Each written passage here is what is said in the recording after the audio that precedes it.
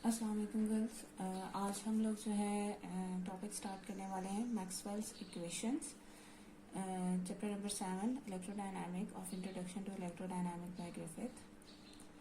तो हमारा जो चैप्टर 7 का टॉपिक है मैक्सवेल इक्वेशंस, हम उसको स्टार्ट करते हैं। सबसे पहले ये कि ये जितने भी 4 लॉज लिखे हुए हैं, अगर आप इन्हें देखें तो ये सब आपने किसी ना किसी फॉर्म में पीछे 6 चैप्टर्स के अंदर पढ़े हैं।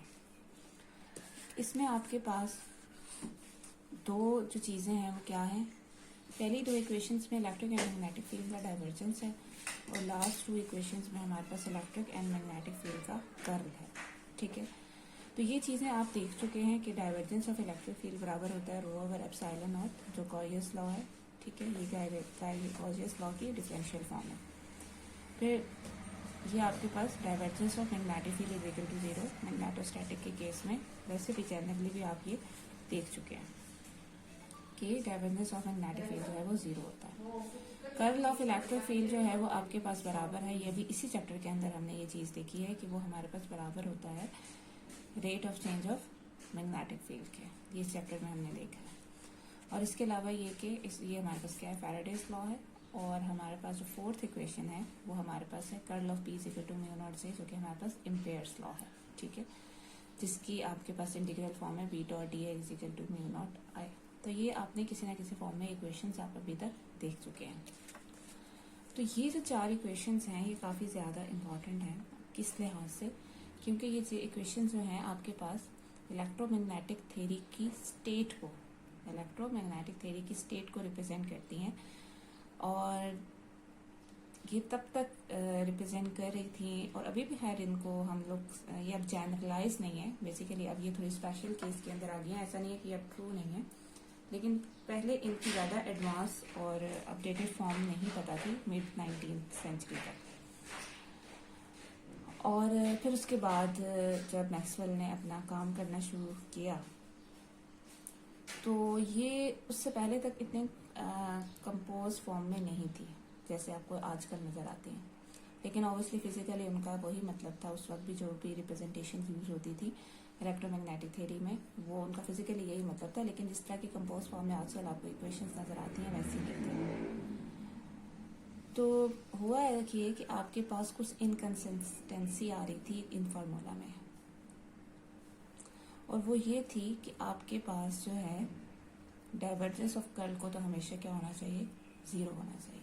ठीक है, तो अगर आप ये डाइवर्जेंस ऑफ कर्ल हमारी क्वेश्चन नंबर 3 जो फैराडेज लॉ की है, curl of E is equal to minus partial B और पार्शियल टी पे अप्लाई करें, तो फिर आपके पास इस इक्वेशन में जो लेफ्ट हैंड साइड है उसको हमारा 0 हो जाना चाहिए, क्योंकि डाइवर्जेंस ऑफ कर्ल जो है बाय ओल्ड रूल हमें पता है कि वो 0 होता है।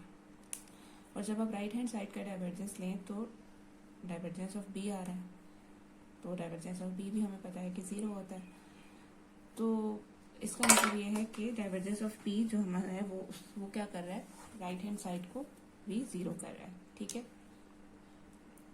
लेकिन यहाँ तो ये तो सही हो गया, दोनों साइड 0 हो गई। लेकिन यही चीज़ जब आप इक्वेशन 4 पे अप्लाई करते हैं, जो कर्ल ऑफ मैग्नेटिक फील्ड है उस पर जब आप यही चीज़ अप्लाई करते हैं तो फिर आपके पास जो इक्वेशन आ रही है, ऑब्वियसली लेफ्ट साइड को 0 होना ही चाहिए, क्योंकि curl of divergence of curl जो है वो 0 होता है। लेकिन जो राइट साइड है वो हमेशा जो है वो 0 नहीं होगी। ठीक है, डेल डॉट जे जो है वो हमेशा, इन जनरल हम ये नहीं कह सकते कि ये हमेशा 0 होता है। जैसे डाइवर्जेंस ऑफ बी जो है वो हमेशा 0 होता है, वो हमें पता है हर केस के अंदर। लेकिन डाइवर्जेंस ऑफ जे जो है वो हमेशा 0 नहीं होता, कुछ केसेस में 0 होता है, कुछ में नहीं होता। किन केसेस में 0 होता है? जब आपके पास स्टैडी करंट हो, उस वक्त डाइवर्जेंस ऑफ 0 जे सॉरी है 0 होता है। लेकिन जब आप मैग्नेटोस्टैटिक से बाहर जाते हैं तो फिर आपके पास यहाँ पे प्रॉब्लम आ जाता है। ठीक है, और स्टैटिक करंट जो हमारे पास, जहाँ पर स्टैटिक करंट आपको पता है कि मैग्नेटोस्टैटिक से हम लिंक करते हैं, तो आपके पास तब तक ये जो है डाइवर्जेंस ऑफ जे जो है वो 0 वैलिड है। लेकिन जब आप मैग्नेटोस्टैटिक से बाहर जाते हैं तो उस वक्त आपके पास ये जो है वो वैलिड नहीं रहता। और फिर आपके पास जो एम्पेयर्स लॉ एक्चुअली वो भी फिर वैलिड नहीं रहता, जो कि del cross B equal to mu naught J है। तो फिर अब हमने एम्पेयर्स लॉ को देखने का एक और तरीका देखा कि अब हम किस तरीके से, एक और तरीके से हम एम्पेयर्स लॉ को अप्लाई करते हैं। अब इससे पहले तो ये बात हमें क्लियर होगी कि जो एम्पेयर लॉ है वो हमें नॉन स्टैटिक करंट के लिए, अगर आप मैग्नेटिक फील्ड फाइंड करना चाहते हैं तो उसमें हमें हेल्प आउट नहीं करेगा, सिर्फ स्टैटिक करंट के लिए करेगा। तो अगर आपके पास, हम एक एग्जांपल लेते हैं कि आपके पास एक कैपेसिटर है जिसको आप चार्ज करें, ठीक है, जैसे इस फिगर के अंदर शो किया गया। तो आपको पता है कि Ampere's law in integral form जो है v dot d is equal to mu naught I enclosed है। अब मैंने एक एम्पेरियन लूप बनाया है जो इस बैलून टाइप शेप का एम्पेरियन लूप है। अब इस एम्पेरियन लूप के ऊपर जब मैं ये अप्लाई करूंगी एम्पेयर्स लॉ, तो मैं I इनक्लोज्ड किस तरीके से डिटरमिन करूंगी। क्या ऑब्वियसली I इनक्लोज्ड क्या होता है, total current passing through the loop, और मोर प्रिसाइजली अगर आप कहें कि वो करंट जो कि उस सरफेस में से गुजर रहा हो जो कि वो लूप इनक्लोज कर रहा है, ठीक है। अगर आपके पास एक जैसे सर्कुलर लूप है, ठीक है, उस सर्कुलर लूप की बाउंड्री ने जितना भी एरिया जो है वो इनक्लोज किया है, जो करंट उसमें से होल करते हुए गुजर जाए वो हम उसे आई इनक्लोज कहते हैं। अब इस केस में अगर आप देखें तो दो तरह की सरफेसेस हमने, एक है, एक ये जरा राउंड सी सरफेस है और एक ये बैलून शेप सरफेस है। तो ये जो सिंपलेस्ट सरफेस है ये in the plane of the loop, और यहाँ से वायर बीच में से सरफेस में से गुजर रही है। तो इस केस में इस वाली सरफेस में से जो भी आपके पास आई इनक्लोज्ड है वो आई जो भी करंट इस वायर के अंदर से है उसके बराबर है। तो ये तो अगर मैं ये ड्रॉ करती हूँ तो फिर तो मेरे लिए बहुत आसान है, ठीक है। लेकिन अगर मैं इस तरह ड्रॉ करने की बजाय बैलून शेप जैसे ये है ये ड्रॉ कर लेती हूँ सरफेस, तो फिर क्या होगा। अब इस केस के अंदर तो इस बलून की इस वाली सरफेस के अंदर से तो कोई करंट पास नहीं कर रहा, क्योंकि ये तो इन दोनों कैपेसिटर्स के बीच में आ रही है, और कैपेसिटर के बीच तो करंट नहीं होता क्योंकि कोई वायरिंग नहीं है, तो करंट फिजिकली तो नहीं है यहाँ पे। तो इस केस में आई इनक्लोज 0 हो गया। मैग्नेटोस्टैटिक के केस में हमें इस तरह का प्रॉब्लम फेस नहीं करना पड़ा, क्योंकि कॉन्फ्लिक्ट तब पैदा हुआ जब चार्ज ने किसी जगह पाइल अप करना शुरू किया, जैसे इस केस में कैपेसिटर की प्लेट्स पे चार्ज पाइल अप होने लगा। इसीलिए फॉर स्टैटिक करंट जैसे अभी हमने देखा है, तो जो current enclose by the loop है वो बहुत इल डिफाइंड टर्म है। अब कि मतलब इस केस में तो करंट इनक्लोज ही नहीं हो रहा लूप में, लेकिन अब हम ये तो नहीं कह रहे कि यहाँ पे मैग्नेटिक फील्ड नहीं है, करंट इनक्लोज 0 है लेकिन मैग्नेटिक फील्ड तो है, तो फिर आप क्या करें। तो ये सब किस पे डिपेंड कर रहा था, हालांकि हमने दो डिफरेंट सरफेसेस ली, एक सरफेस ली उसमें करंट इनक्लोज आई था, एक सरफेस ली उसमें करंट इनक्लोज 0 था। तो ये इंटायरली किस पे डिपेंड कर रहा है कि आप क्या सरफेस ले रहे हैं। तो इसका मतलब ये हुआ कि अब हम इसको कैसे हैंडल करें। मतलब एक तो हम प्लेन सरफेस को यूज कर रहे हैं, लेकिन एम्पेयर लूप जरूरी तो नहीं है कि वो आपके पास कोई प्लेन सरफेस ही हो, वो तो किसी किस्म की भी शेप हो सकती है जो कि उस प्लेन में ना भी लाई कर रही है।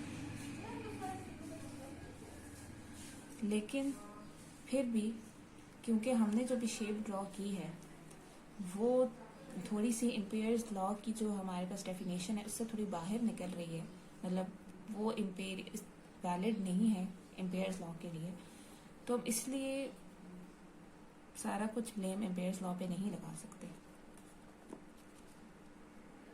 तो इसका मतलब यही है कि हम लोग एम्पेयर लॉ से एक्सपेक्ट नहीं कर सकते कि वो आउटसाइड ऑफ द मैग्नेटोस्टैटिक भी वैलिड रहे, क्योंकि हमने तो उसको बायो-सैवर्ट लॉ से ड्राइव किया है और बायो-सैवर्ट लॉ स्टैटिक करंट के लिए था। तो हम इससे कैसे एक्सपेक्ट कर सकते हैं कि ये मैग्नेटोस्टैटिक के केस से बाहर भी हमारे लिए वैलिड होगी। तो लेकिन मैक्सवेल के टाइम में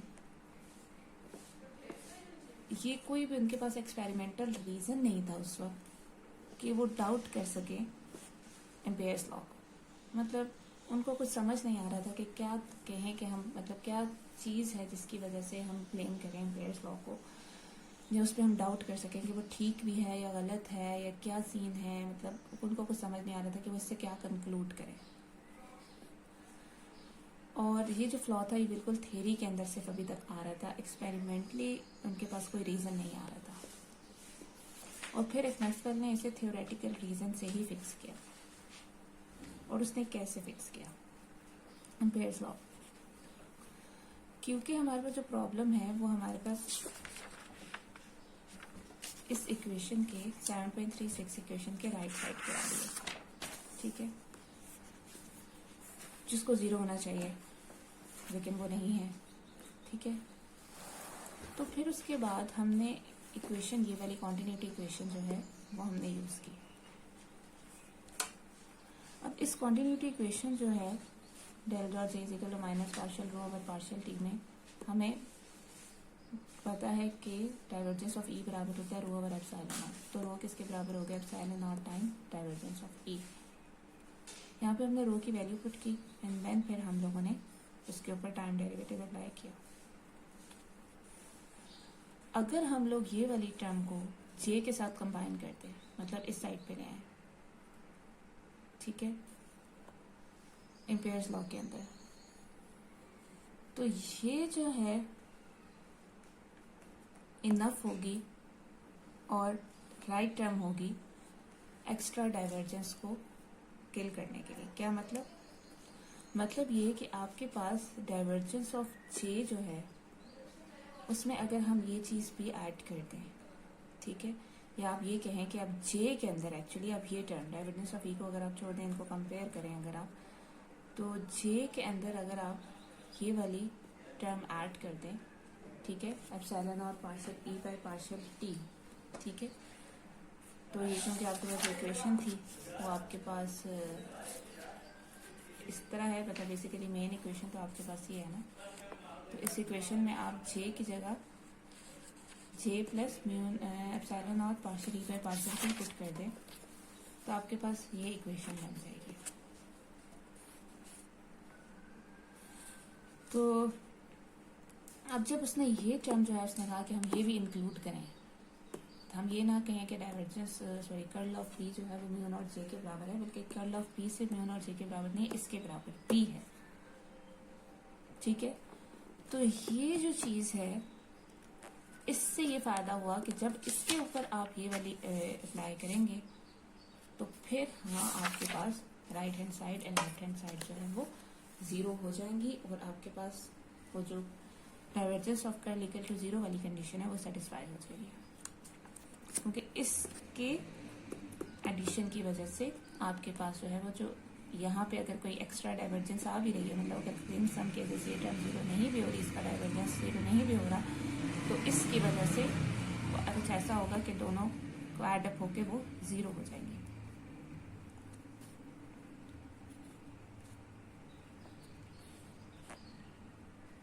उसने तो खैर ये टर्म इसलिए ऐड की थी ताकि हमारा डाइवर्जेंस जो है वो राइट हैंड साइड का भी 0 हो सके। तो लेकिन अगर हम आजकल के आर्गूमेंट्स देखें तो ये बहुत इससे वाई सिर्फ ये रीज़न कि हमारे पास डाइवर्जेंस 0 हो सके, इसकी और भी बहुत सारे मीनिंग्स अब हमारे पास भी टाइम सामने आ गए, ठीक है। तो अब आपके पास हम इसको मज़ीद एक्सप्लेन करेंगे कि क्या हमें इससे और इन्फॉर्मेशन मिलती है। ये जो मॉडिफिकेशन थी उसने कुछ भी चेंज नहीं किया अगर हम मैग्नेटोस्टैटिक के केस की बात करें, क्योंकि हमें पता है मैग्नेटोस्टैटिक के केस में तो ई कांस्टेंट होता है, तो मैग्नेटोस्टैटिक के केस में ई कांस्टेंट होगा, उसका टाइम डेरिवेटिव 0 हो जाएगा, हमारे पास वही इक्वेशन आ जाएगी जो हमारे पास पहले थी। तो लेकिन ये हमें तब फायदा देगी जब हमारे पास ई जो है वो कांस्टेंट ना हो, ठीक है। तो मैग्नेटोस्टैटिक के केस में देखें तो हमें इतना ज़्यादा प्रॉब्लम नहीं है, हमारे पास ई कांस्टेंट है, उसका टाइम डेरिवेटिव 0 हो जाएगा, तो वही टर्म आ जाएगी। तो ऑर्डिनरी इलेक्ट्रोमैग्नेटिक एक्सपेरिमेंट के अंदर ये जो एक्स्ट्रा मैक्सवेल टर्म है इसको जो है डिटेक्ट करना मुश्किल है, बट ये compete करती है विद जे। तो और जबकि फैराडे और बहुत सारे लोगों ने इसको लेबोरेटरी के अंदर एक्सपीरियंस नहीं किया, लेकिन ये टर्म जो है वो बहुत ही क्रूशल रोल प्ले करेगी जब हम लोग स्टडी करेंगे प्रोपगेशन ऑफ इलेक्ट्रोमैग्नेटिक वेव। मतलब मैथमेटिकली थ्योरेटिकली तो ये चीज़ इक्वेशन को सेटिस्फाई कर रही थी, और मैग्नेटोस्टैटिक के केस में भी ये बिल्कुल फिट बैठ रही थी, उसमें भी कोई प्रॉब्लम नहीं हो रहा था, उसकी थ्योरी को भी ये अफेक्ट नहीं कर रही थी। लेकिन एक्सपेरिमेंटली जो है ऑर्डिनरी इलेक्ट्रोमैग्नेटिक एक्सपेरिमेंट्स के अंदर ये समझ नहीं आ रहा था कि ये कहीं भी इसका कोई इफेक्ट नज़र नहीं आ रहा था, ठीक है। तो इसीलिए फैराडे जो लोगों को नए लेबोरेटरी में डिस्कवर नहीं कर सके। लेकिन जब हम 9 चैप्टर के अंदर प्रोपगेशन ऑफ इलेक्ट्रोमैग्नेटिक वेव्स देखेंगे तो हम देखेंगे कि ये कितने इफेक्टिव है, ठीक है। तो apart from curing the defect in pairs law, जो पेयरिंग के लॉ के अंदर डिफेक्ट था, उससे न सिर्फ उसने उसको जो है ठीक किया, तो उसके अलावा उसने एक और चीज़ भी हमें बताई कि changing magnetic field induces an electric field. जैसे आपको पता है यहाँ पे, तो ये चीज़ तो हमें पता ही थी कि जैसे आपके पास चेंजिंग मैग्नेटिक फील्ड जो है वो इलेक्ट्रिक फील्ड जो है वो इंड्यूस करती है। तो यहाँ से हमें ये पता चला कि चेंजिंग इलेक्ट्रिक फील्ड भी मैग्नेटिक फील्ड इंड्यूस करती है। तो ये एक बहुत इम्पॉर्टेंट अंडरलाइन रिजल्ट था जो हमें यहाँ से मिला। Apart from curing the defect in Peirce law, Maxwell term has a certain aesthetic appeal, just as a changing magnetic field induces an electric field, Faraday's law. So, a changing electric field induces a magnetic field. ठीक है? So, of course, theoretical convenience and aesthetic consistency are only suggestive. There might, after all, be other ways to doctor up in Peirce law. The real confirmation of Maxwell theory came in 1888 with Hertz experiments on electromagnetic waves. ठीक है, यहाँ तक तो theoretical explanations थी और theoretical चीज़ें थी, लेकिन जब 1888 में हर्ट्स का एक्सपेरिमेंट परफॉर्म किया गया तो उस वक्त आपके पास मैक्सवेल थ्योरी की रियल कंफर्मेशन हुई। तो जो एक एक्स्ट्रा टर्म थी जो आ रही है यहाँ पे, इसको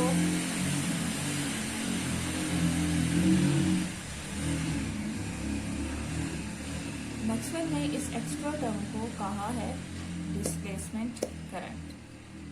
ठीक है, ये जो एक्स्ट्रा टर्म है इसको जे डी, क्योंकि ये जे के अंदर ऐड हो रही है टर्म, तो बस इसलिए मैं इसको जे के साथ रेफर कर दिया कि ये डिस्प्लेसमेंट करंट है। अब ये बेसिकली बड़ी मिसलीडिंग सी टर्म है, इसका करंट से कोई लेना देना नहीं है, बस क्योंकि ये पेयर्स लॉ में जे के अंदर ऐड हो रही है तो इसलिए उन्होंने भी इसको डिस्प्लेसमेंट करंट दे दिया। तो अब हम देखते हैं कि किस तरीके से इस डिस्प्लेसमेंट करंट ने ये पैराडॉक्स सॉल्व की है। ठीक है, ऑफ चार्जिंग कैपेसिटर 7.43 फिगर में जो आपको दिखा रहे हैं। यहाँ वाली जो पैराडॉक्स थी, हमारा तो प्रॉब्लम वो था ना, उसको ये कैसे सॉल्व कर रहा है। तो if the capacitor plates are very close together, अगर वो एक दूसरे के बहुत ज़्यादा क्लोज हों,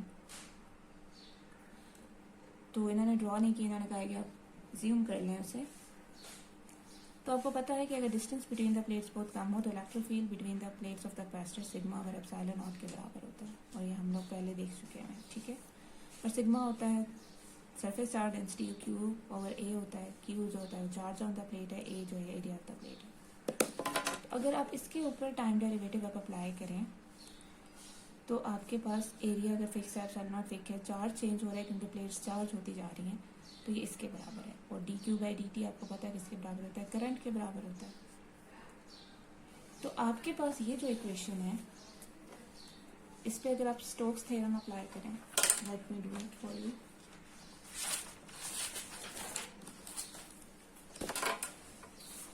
आपके पास है divergence of B is equal to mu naught J plus mu naught epsilon naught partial E by partial T.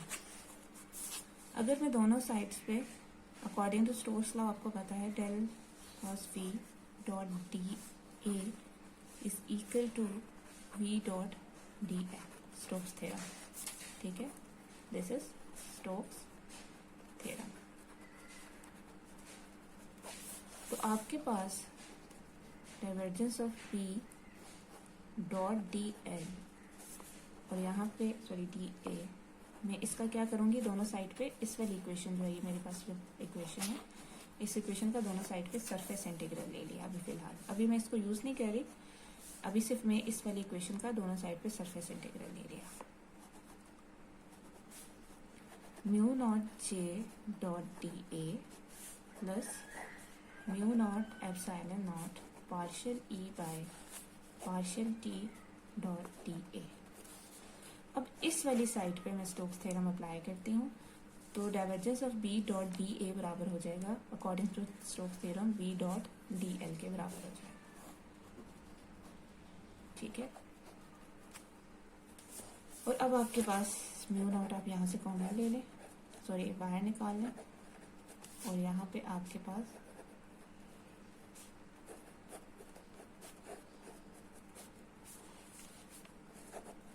ये इक्वेशन आ गया। ठीक है, तो बेसिकली ये इक्वेशन जो मैंने आपको अभी बताया, अब इसमें जो बेसिकली ये जो जे डॉट डी ए है ये क्या है, तो आपको पता है कि जो जे होता है वो आपके पास होता है करंट पर यूनिट एरिया, और उसमें जो करंट होता है और उसका जो एरिया होता है बेसिकली वो करंट की डायरेक्शन के परपेंडिकुलर ऐसे। ठीक है, तो आपके पास अगर आप इस वाली एग्जांपल में देखें फिगर में, तो ये वाली जो सरफेस है इसमें ये परपेंडिकुलर है to the direction of current. ठीक है, तो ये आपके पास है जे डॉट डी ए, जो कि ऑब्वियसली जब आप बेसिकली ये तो यूँ होगा, तो जब आप इसको डॉट लेंगे दोनों साइड दूसरी साइड पे लेके जाएंगे, तो basically J dot D A is equal to I enclosed, जो कि आई के बराबर था। ठीक है, और जो ये वाली साइड है, तो यहाँ पे ये हो गया, और ये जो ये वाली साइड है ये इस तरह ये हमें प्रेजेंट कर रही है वो पार्ट हमारे इम्पेरियल लूप का जो कि दोनों प्लेट्स के बीच में आ रहा है, जहाँ पे करंट तो नहीं है, वहाँ पे ये वाली टर्म जीरो हो रही है क्योंकि वहाँ पे करंट नहीं है, लेकिन वहाँ पे चेंजिंग इलेक्ट्रिक फील्ड है। बात समझ आए? तो अगर हम फ्लैट सरफेस को चूज करते हैं तो वहाँ पे इलेक्ट्रिक फील्ड जीरो है, तो आई इनक्लोज्ड आई के बराबर है। ठीक है, और अगर आप मतलब दोनों केसेस, मतलब कहने का मकसद ये है कि आप जैसे हमने देखा ना पीछे कि हमें ये कंफ्यूजन थी कि फिर हम कौन सी सरफेस को लेना। अब एक सरफेस ले रहे हैं तो करंट जीरो आ रहा है, एक सरफेस ले रहे हैं तो करंट जीरो नहीं आ रहा है, तो फिर हम कौन सी सरफेस को चूज करें। तो आप दोनों में से कोई भी सरफेस ले सकते हैं। अगर आप फ्लैट सरफेस लेंगे तो ये वाली टर्म जीरो हो जाएगी क्योंकि वहाँ पे ई जीरो है। ठीक है, क्योंकि ये प्लेट्स के बीच में हम इलेक्ट्रिक फील्ड ले रहे हैं, वहाँ पे वो नहीं है तो वो जीरो है, तो हमारे पास आई इनक्लोज्ड आई के बराबर है। और अगर हम लोग बैलून सरफेस लेते हैं, ठीक है, बैलून शेप सरफेस, तो उस केस में आई इनक्लोज तो जीरो हो जाता है, लेकिन ये वाली टर्म सर्वाइव करती है, और ये टर्म हमें क्या देगी, partial E by partial T dot D ए हमें क्या देगा, ये आई ओवर एप्सिलॉन नॉट जो हमने यहाँ पे निकाला था, ये पार्शियल ई ओवर पार्शियल टी हमने किसके बराबर निकाला था, आई ओवर एप्सिलॉन नॉट ए के, हमने पार्शियल ई बाय, अगर मैं इसको मैग्नीट्यूड लगाया, आई ओवर एप्सिलॉन नॉट ए के बराबर है। तो अगर इसका मैं डॉट डी ए ले लूँ, ठीक है, ठीक है, तो अगर और इसको मैं ऊपर से इंटीग्रेट भी कर दूं, जैसे मेरे पास यहाँ पे इक्वेशन है, ठीक है, अगर मैं ये सॉल्व करूं,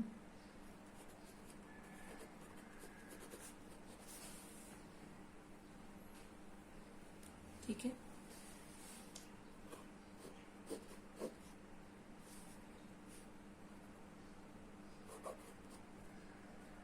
तो ये हमारे पास एरिया, क्योंकि पहले इसके डिनोमिनेटर में एरिया आ रहा था, ठीक है। तो जब हमने इसकी सरफेस इंटीग्रल लिया, ठीक है, एरिया इंटीग्रल लिया, ठीक है, तो हमारे पास ये एरिया और ये जो डिनोमिनेटर वाला एरिया ये आपस में कैंसिल आउट हो जाएगा, ठीक है। तो हमारे पास सिर्फ आई ओवर एप्सिलॉन नॉट बच जाएगा, ठीक है। क्लियर हो गया यहाँ तक? तो ये हमें क्या दे देगा, ये वाली term I over epsilon not. तो जब आप यहाँ पे आई ओवर एप्सिलॉन नॉट पुट करेंगे, एप्सिलॉन नॉट डिनोमिनेटर वाले एप्सिलॉन नॉट से कैंसिल हो जाएगा और क्या बचेगा, सिंपल म्यू नॉट आई। अब मैं आपको यहाँ पे सॉल्व करके दिखा देती हूँ। मेरे पास ये इक्वेशन है। अगर आप फ्लैट सरफेस लेते हैं तो हमारे पास ई 0 है, सेकेंड टर्म 0 हो जाएगी, फर्स्ट टर्म जो है जिसमें जे डॉट डी ए आई इनक्लोज के बराबर है, तो बी डॉट डी एल आपके पास सिंपल म्यू नॉट आई के बराबर आ जाएगा। और अगर आप बैलून शेप्ड सरफेस लेते हैं तो फिर क्या होगा, उस केस में आई इनक्लोज्ड 0 होगा, ठीक है। ये वाली टर्म जो कि आई इनक्लोज के बराबर है वो तो 0 हो जाएगी, लेकिन ये वाली टर्म सरवाइव करेगी। मतलब आपके पास म्यू नॉट एप्सिलॉन नॉट और ये वाली टर्म किसके बराबर है, आई ओवर एप्सिलॉन नॉट के। तो आपके पास बच जाएगा म्यू नॉट आई। तो पहले केस में भी आपके पास B dot D L mu naught I के बराबर आ रहा था, इस केस में भी आपके पास B dot D L mu naught I के बराबर आएगा। तो इसका मतलब ये हुआ कि आप कोई भी सरफेस लेंगे आपके पास आंसर आ जाएगा, जो कि पहले नहीं हो रहा था। पहले आप जब ये वाली टर्म इंक्लूड नहीं कर रहे थे, सिर्फ ये इंक्लूड कर रहे थे, तो उस वक्त आपके पास जो है वो एक सरफेस के लिए तो आपके पास आंसर आ रहा था, लेकिन दूसरी सरफेस यूज करने से आंसर नहीं आ रहा था। तो हमें सेम आंसर मिला किसी भी सरफेस के लिए, जबकि फर्स्ट में आपके पास, हाँ ये बात यहाँ पे डिफरेंस करना जरूरी है कि जो फर्स्ट वाला केस है जिसमें हम फ्लैट सरफेस ले रहे हैं, उसमें जो हमारे पास करंट आ रहा है उसे हम कंडक्शन करंट कहते हैं, क्योंकि वो एक्चुअली वायर में से गुजर रहा है, ठीक है, कंडक्ट कर रहा है। और जो सेकंड वाले पार्ट से हमारे पास जो करंट आ रहा है उसे हम डिस्प्लेसमेंट करंट कहते हैं, जैसे हमने यहाँ पे ये देखा था, ठीक है। तो बेसिकली जो फर्स्ट पार्ट आज फर्स्ट वाले केस में हमारे पास जो आ रहा है वो आपके पास कंट्रीब्यूशन आ रहा है या फ्रॉम कंडक्शन करंट, और दूसरा वाले में हमारे पास डिस्प्लेसमेंट करंट में से आ रहा है, ठीक है। अब हम एक एग्जांपल सॉल्व करते हैं 7.14, ठीक है।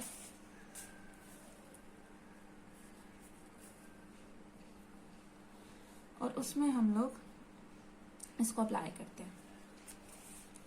इस केस में अब आपने क्या करना है, 7.44 फिगर, ये देखें, दो कंसेंट्रिक आपके पास क्या है, मेटल स्फेरिकल शेल्स। ये तो अभी उन्होंने ऑब्वियसली उसका साइड का सेक्शन दिखाया हुआ, लेकिन ये पूरी बॉल की तरह आपके पास कंसेंट्रिक स्फेरिकल शेल्स है, ठीक है। अंदर वाले का रेडियस ए है, उसके ऊपर जो चार्ज है QT, मतलब टाइम के साथ चार्ज चेंज हो रहा है, और आउटर रेडियस P है, उसके ऊपर ऑपोजिट चार्ज है उसके। और उन दोनों सफेयर्स के दरमियान में जो खाली हिस्सा है उसको हमने किसी ओहमिक मटेरियल से हमने उसे फिल किया हुआ है, जिसकी कंडक्टिविटी सिग्मा है, और पॉजिटिव से नेगेटिव की तरफ आपके पास एक करंट फ्लो कर रहा है, रेडियल करंट, ठीक है ना, सेंटर से बाहर की तरफ। अब आपको बाय ओम्स लॉ पता है J is equal to sigma E के बराबर है। E क्या होगा, E हमने लेना है between the two spherical shells, और किसी पॉइंट R के ऊपर between the two spherical shell आपके पास ऑब्वियसली, अगर आप कॉल्जियस लॉ को भी यूज करें, किसी पॉइंट R पे अगर आप एक इमेजिनरी सरफेस ड्रॉ करें तो इस सरफेस के अंदर जो चार्ज आ रहा है इनक्लोज्ड वो Q है, ठीक है। तो इलेक्ट्रिक फील्ड हो जाएगी Q over 4 pi epsilon naught R square, और radial direction from this to this R hat,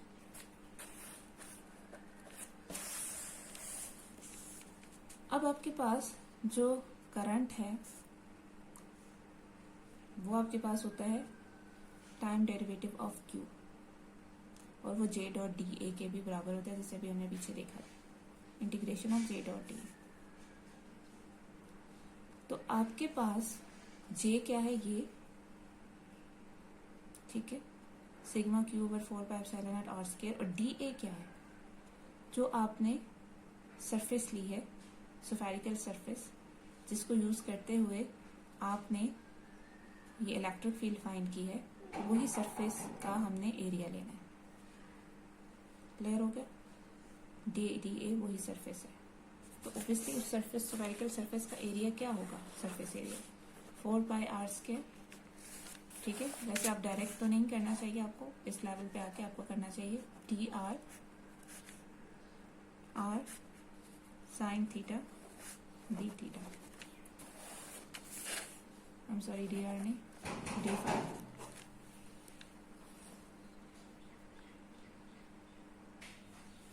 जैसे मैंने आप लोगों को एरिया लेना बताया था कि अगर आपने एरिया लेना है तो आप कैसे लेते हैं, स्फेरिकल कोऑर्डिनेट में लेंथ एलिमेंट कैसे लिखते हैं,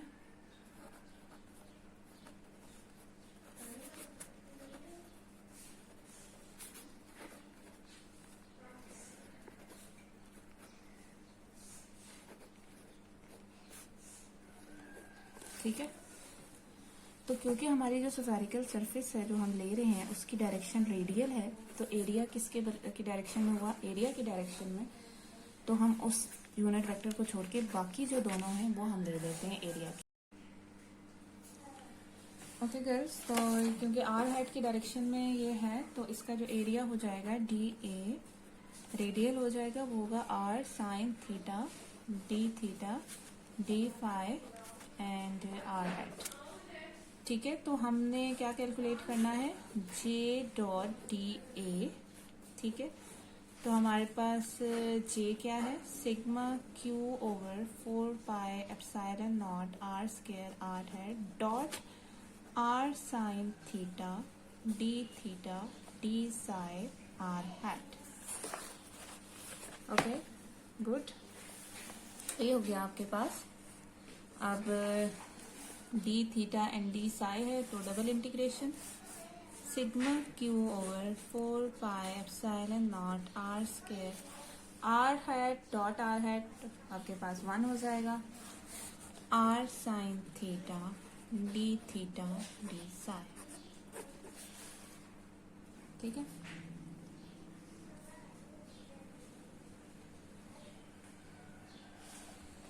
लेट मी चेक मैंने ये वाला सही लिखा है कि नहीं। ये आपके पास फर्स्ट चैप्टर के अंदर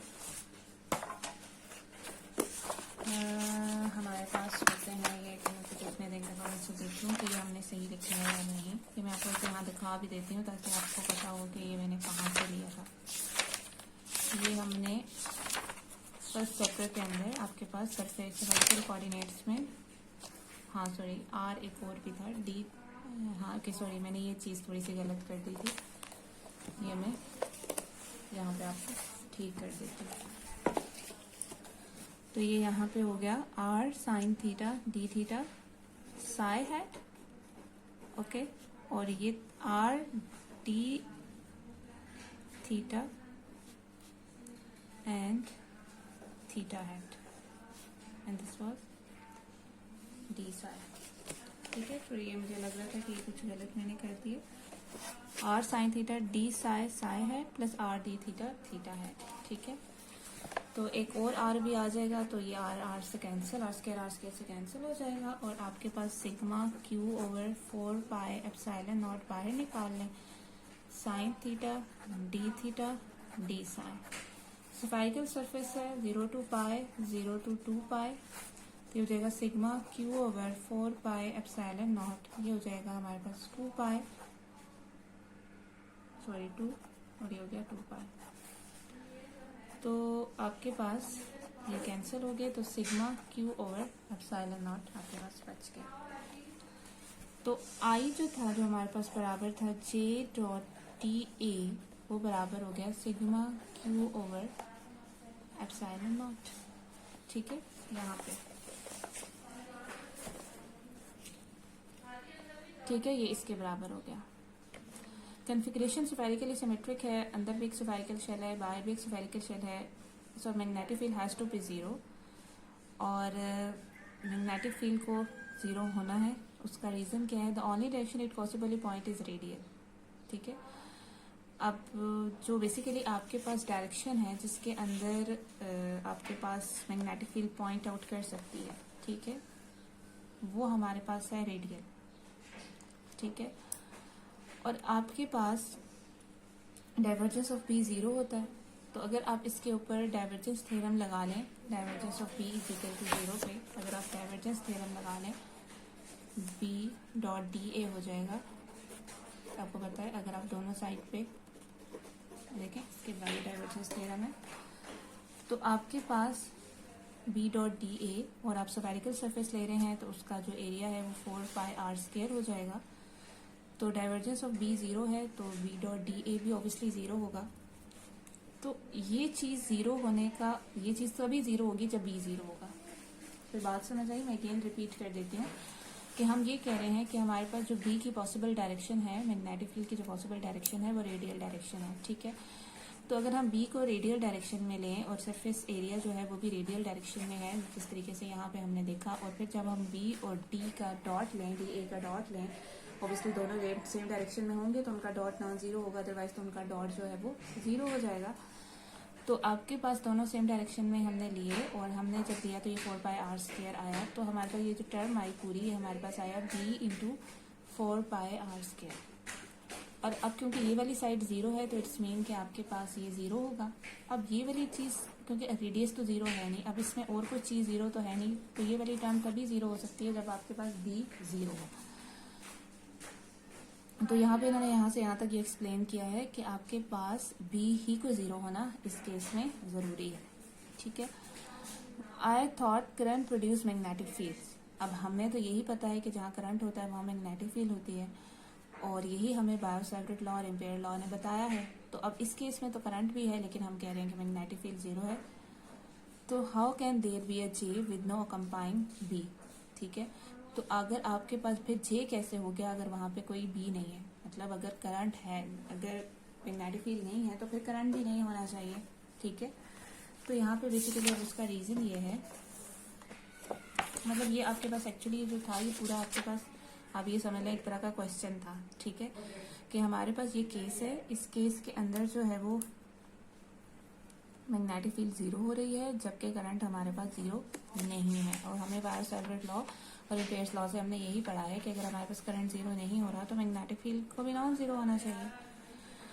this is not a static configuration, Q, E and J are all functions of time. तो उसका रीज़न ये है कि ये कन्फिग्रेशन स्टैटिक नहीं है। Q क्योंकि फंक्शन ऑफ टाइम है तो उसकी वजह से E भी फंक्शन ऑफ टाइम होगा, और उसकी वजह से J भी जो है फंक्शन ऑफ टाइम होगा। ठीक है, एम्पेयर एंड बायो-सैवर्ट लॉ तो अप्लाई ही नहीं होते यहाँ पे, क्योंकि वहाँ वो टाइम डिपेंडेंट पे अप्लाई ही नहीं हो सकता। डिस्प्लेसमेंट करंट वाला केस हम ले सकते हैं जो हमने देखा था, जहाँ पे इलेक्ट्रिक फील्ड चेंज हो रही होती है, वो वाला केस देखें अगर हम, तो हमारे पास एप्सिलॉन और partial E by partial T। तो जो हमने E कैलकुलेट किया यहाँ पे, ठीक है, उसका हम टाइम डेरिवेटिव लें तो उसमें Q चेंज हो रहा है, क्योंकि बाकी सब चीज़ें तो कांस्टेंट है। Q का टाइम डेरिवेटिव हमारे पास इसके बराबर आया। ठीक है, तो वो हमारे पास इस चीज़ के बराबर आ गया। ठीक है, तो अगर आप देखें तो ये जो JD आया है हमारे पास, ठीक है, Q डॉट लेके जो JD हमारे पास आया, ये exactly cancel the conduction current in equation 7.37। यहाँ पे अगर आप देखें इस इक्वेशन के अंदर, जब आप एप्सिलॉन और partial E by partial T की वैल्यू या partial E by partial T sorry JD की वैल्यू को पुट करेंगे, ये वाली यहाँ पे पुट करेंगे, और यहाँ पे आप म्यू नॉट J को पुट करेंगे। ठीक है, और J क्या था, ये इसको पुट करेंगे। ठीक है, तो आपके पास एक प्लस साइन है और एक माइनस साइन के साथ है, तो जब वो दोनों एडअप होंगी तो आपके पास क्या हो जाएंगी, ज़ीरो हो जाएंगे। अगेन मैं रिपीट कर देती हूँ, जे आपने यहाँ पे ऑलरेडी कैलकुलेट कर लिया है, ये इसको इस इक्वेशन के अंदर पुट कर दें, और जो डिस्प्लेसमेंट करंट आपने यहाँ पे कैलकुलेट किया है ये वाला, ठीक है, उसको भी आप यहाँ पुट कर दें। तो दोनों के साइन ऑपोजिट हैं, दोनों एक दूसरे को कैंसिल आउट कर लेंगे, और ये वाली साइड क्या हो जाएगी, ज़ीरो हो जाएगी। अब क्वेश्चन ये आता है कि ये माइनस साइन कहाँ से आया। ये माइनस साइन यहाँ पे भी हमने लिखा है माइनस, ठीक है, यहाँ पे भी लिखा है। और फिर जब हमने यहाँ पे क्यू डॉट कैलकुलेट किया, ठीक है, क्यू डॉट, क्यू का टाइम डेरिवेटिव हमने कैलकुलेट किया, तो उसमें हमने उसको क्या पुट किया, किसके बराबर पुट, ये किसके बराबर है, अगर आप देखेंगे क्यू डॉट की वैल्यू जो है वो किसके बराबर आई, इसके बराबर। मतलब ये माइनस साइन हमने उठा के यहाँ पे लेके गए। कुछ बात समझ आई? मतलब हमने जब आई कैलकुलेट किया जे डॉट डी ए से, और हमने उसे सिग्मा क्यू और एप्सिलॉन नॉट के बराबर लिया, हमने कहा एक्चुअली ये आई जो है वो माइनस क्यू डॉट है, तो क्यू डॉट किसके बराबर हो जाएगा, minus sigma Q over epsilon not. तो हमने यहाँ पे वो पुट किया। अब क्वेश्चन ये आता है कि ये माइनस साइन क्या है और इसका क्या मतलब है। तो एक्चुअली ये माइनस साइन का मतलब ये है कि आपके पास जो एक्चुअली जो रेडियल डायरेक्शन है वो सेंटर से आउटवर्ड है, ठीक है, और सेंटर में पॉजिटिव हम क्यू टी ले रहे हैं और बाहर अब आउटसाइड हमने नेगेटिव लिया है, ठीक है। तो मतलब रेडियल डायरेक्शन सेंटर से आउटवर्ड है, लेकिन एक्चुअली तो जो करंट होता है वो तो इलेक्ट्रॉन्स की वजह से होता है, पॉजिटिव चार्ज की वजह से हम कंसीडर करते हैं। वैसे नॉर्मली कन्वेंशनल करंट जो है उसकी डायरेक्शन तो हम पॉजिटिव से नेगेटिव की तरफ लेते हैं। तो यहाँ पे अगर हम सेंटर वाले को इमेजिन कर लें कि वो पॉजिटिव फील्ड है और आउटसाइड वाला जो है वो नेगेटिव फील्ड है, तो जो करंट की डायरेक्शन है वो आपके पास किधर होगी, टुवर्ड्स द रेडियस। तो अगर हमारे पास रेडियल डायरेक्शन पॉजिटिव होती है सेंटर से आउटवर्ड, ठीक है, जनरली, ठीक है, तो हम जो कन्वेंशन करंट लेते हैं, जैसे मैंने यहाँ पे भी ड्रॉ किया हुआ है, वो सेंटर से आउटवर्ड लिया हुआ है। लेकिन जो हमारे पास एक्चुअली जो हमारे पास चार्जेस की फ्लो की डायरेक्शन है वो टुवर्ड्स द सेंटर है, मतलब वो नेगेटिव आर हैट की डायरेक्शन में है, ठीक है। तो ये माइनस साइन इस वजह से है। तो इसका क्या मतलब हुआ, इस वजह से ये माइनस वाला साइन यहाँ पे आ रहा है। तो यहाँ पे माइनस साइन का ये मतलब है, ठीक है। तो आपके पास ये क्या हो गया कि मैग्नेटिक फील्ड जो हमने डिटरमिन की है, तो यहाँ से भी वो हमने कहा कि वो जीरो है, डाइवर्जेंस ऑफ बी भी उसका जीरो है, और उसका कर्ल भी जो है वो हमारे पास इस इक्वेशन से वो हमारे पास जीरो हो रहा है। क्लियर होगी? तो यहाँ पे हमारे पास ये वाली कंडीशन जो है वो सेटिस्फाई होगी, और हमने ये कंक्लूड कर लिया कि टाइम डिपेंडेंसी के ऊपर हमारे पास बायो-सैवर्ट लॉ और एम्पियर्स लॉ अप्लाई नहीं होता।